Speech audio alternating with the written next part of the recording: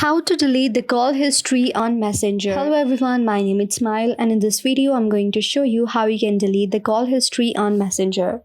Make sure that you have installed the latest version of Messenger on your device. Go on the top bar and simply search for Messenger.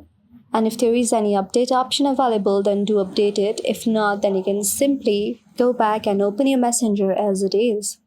After you open your Messenger, just scroll on the right side, which is of the people. If anybody have called you till now, then all the call option would be shown here. So there is no option for you to delete all the call history at once. But what you can do is, if someone have called you, then you can just tap on the profile for a very long time and then you will see the option of delete the contact on the right side. Just tap on delete and delete the call history, and like that it will be deleted simultaneously one by one. But you cannot delete all the call history at once. Since I have no call history, it won't be shown in mine, but it will be shown in yours if you do have it.